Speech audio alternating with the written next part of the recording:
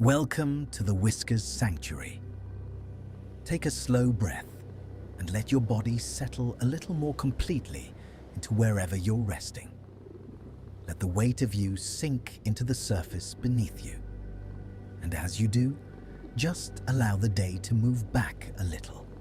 Not gone, simply further away, the way sounds become quieter when a door closes gently between you and them. Quieter, and then quieter still. Tonight, we are going somewhere that feels familiar, even if you have never been there. A small cottage by the sea, old and weathered and entirely at ease with being both of those things. The kind of place that has been holding people through their evenings for longer than anyone can remember, and has learned through all that time exactly how to do it.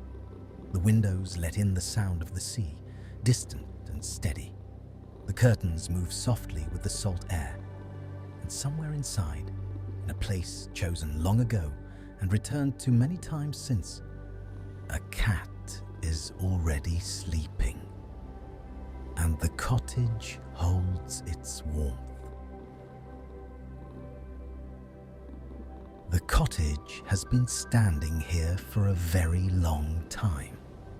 Long enough that the salt air has worked its way into the wood of the window frames and left them soft at the edges, slightly swollen with years of damp.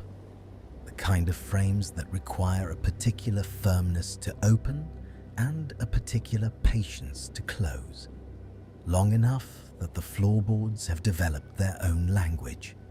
This one speaks when weight is placed on its left edge, that one only when the temperature drops toward morning. A quiet vocabulary that anyone who has spent enough time here knows by instinct, navigating the room in the dark without thought. The cottage does not apologize for any of this. These are simply the marks of a place that has been well used and well loved. And they carry that history the way old things carry history.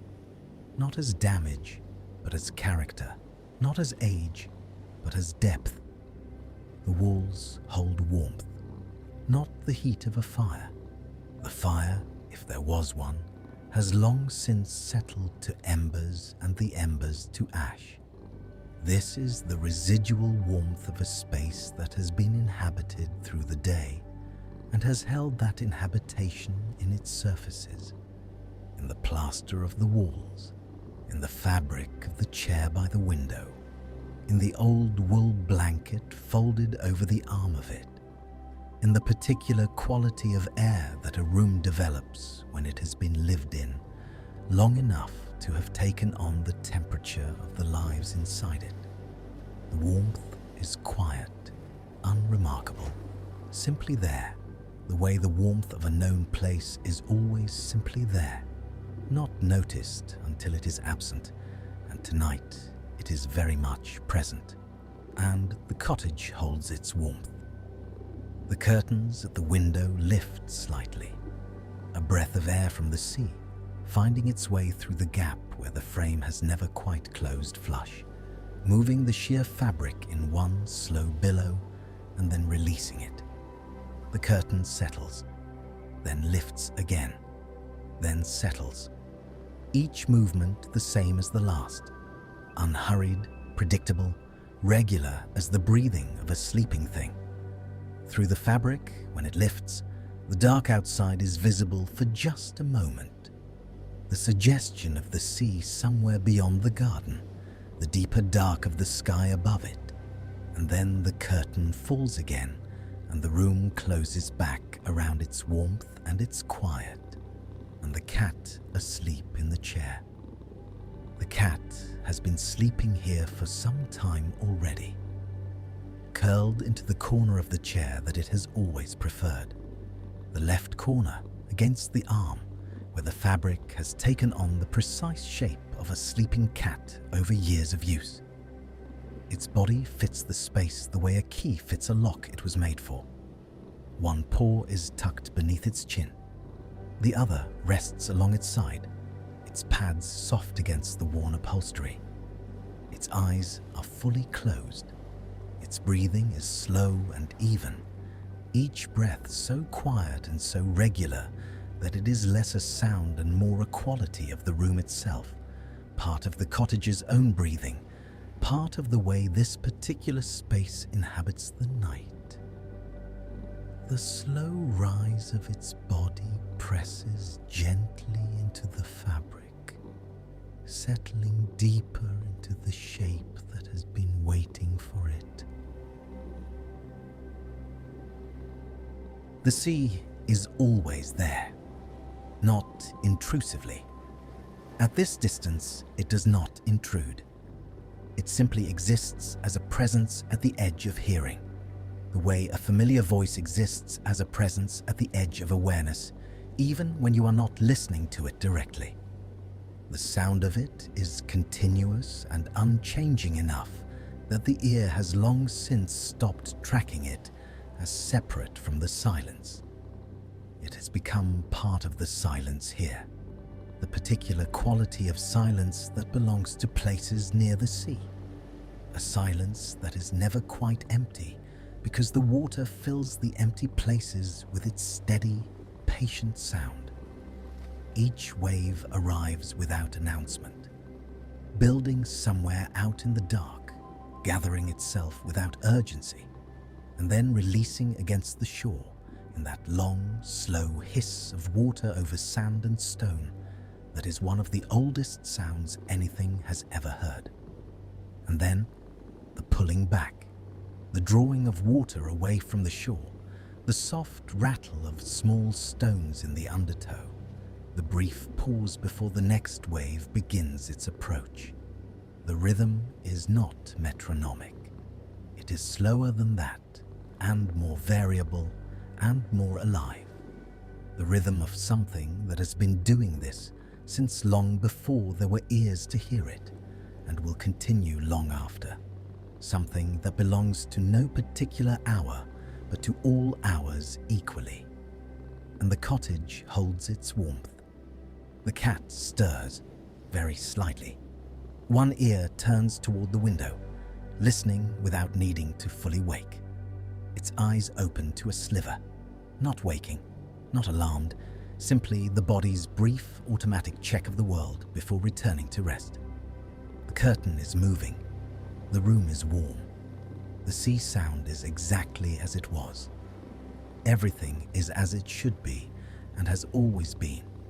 And the cat's eyes close again before the thought has fully formed, before any decision has been made, simply because closing is what they do when opening has found nothing that requires staying open. The sliver of amber light disappears. The cat's face relaxes back into the complete and total smoothness of sleep. One paw shifts, tucking itself more completely beneath the chin, finding the exact position where the pressure of it against the fur feels right, in the way that small physical things feel. Right when the body has found what it was looking for without knowing it was looking. The cat exhales, not quite a sigh, but the breath out is slightly longer than the breath in, slightly more complete, releasing something small and held without name into the warm air of the cottage where it disperses without trace. Then the breathing resumes its steady pace. The cat is still again. The chair holds it. The room holds the chair. There is a particular quality to a place that has been returned to many times. Something that accumulates in the walls and the floors, and the fabric of the furniture the way warmth accumulates, not dramatically, not all at once, but slowly, through the repeated presence of the same living things in the same spaces, through the particular way that comfort deepens when it is familiar rather than new. The cottage has this quality. Every surface in it has been touched by the same hands returning from the same sea. Every room has held the same bodies at the end of the same kind of day. The same salt smell coming through the same slightly misaligned windows. The same sound of waves settling the same minds toward sleep. The cottage knows this, not consciously, not in any way that requires consciousness, but in the way that places come to know the lives they hold through simple, long accumulated contact with them. The cat knows it too. In the way that the cat's body settles into the chair without any searching, without any checking whether this is the right place, because it has always been the right place, because the rightness of it was established long ago and requires no re-establishing tonight. The left corner of the chair, the arm on one side and the warm back on the other. The particular angle at which the body can be arranged so that the spine is supported and the chin is resting and the paws are tucked and everything is accounted for and nothing is left unsupported and nothing is left out in the cold.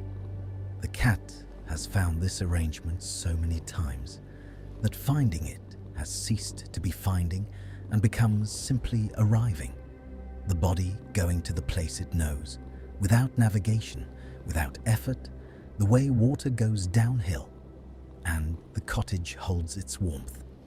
The cat stretches once, a slow, full-body extension that begins at the front paws and travels all the way through the spine to the tip of the tail, every muscle releasing what it has held through the day in one long, unhurried movement, and then curls back in, tighter than before, smaller than before, occupying less of the world and more of its own warmth.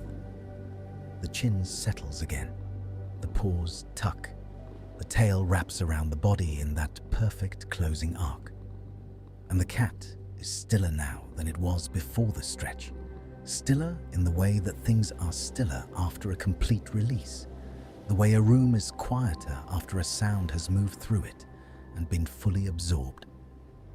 Outside, the sea continues its patient work. The curtain lifts and falls. The cottage breathes its old salt and wood breath. The floorboards keep their silence at this hour. No wait to speak to, nothing to report. The night deepens around the cottage, the way the sea deepens a little further from shore.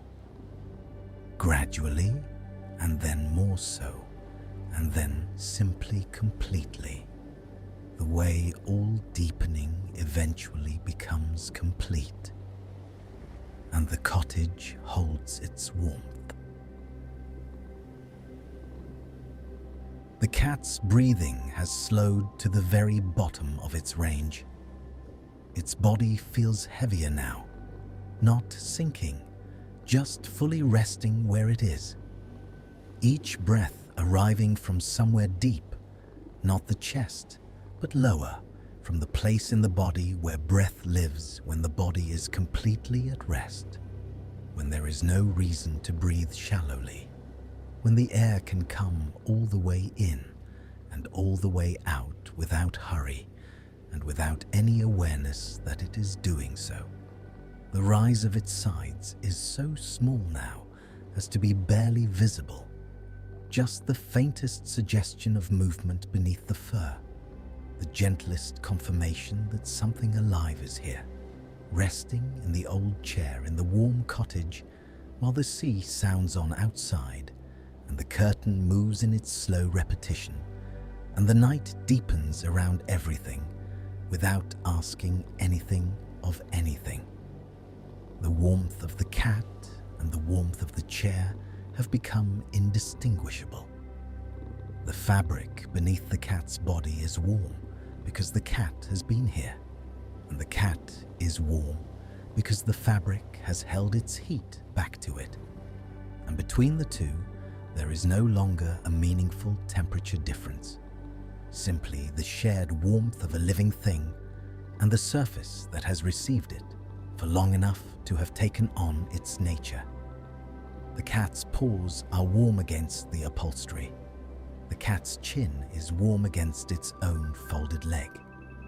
The whole small curled form is simply warm, thoroughly and evenly and without variation, the way things become warm when they have been held by a safe place long enough. And the cottage holds its warmth. Somewhere outside, the sea shifts slightly. A slightly larger wave, or simply one that has found a different angle of approach, its sound briefly more present in the room before settling back into the continuous low murmur that has been here all along. The cat does not stir. Its ear perhaps registers the slight change, the faintest rotation, a fraction of attention redirected, and then returns. Returns to the chair, to the warmth, to the particular safety of a place that has been tested many times and found reliable every time. The sea is outside. The cottage is here. The cat is in the chair. Everything is in its place. And the places have been holding what they hold for long enough that holding is simply what they do, without effort, without interruption, without any need for the night to ask them to continue. The cat's eyes do not open this time. Whatever arrived has already passed, and the sleep is deeper now than it was before.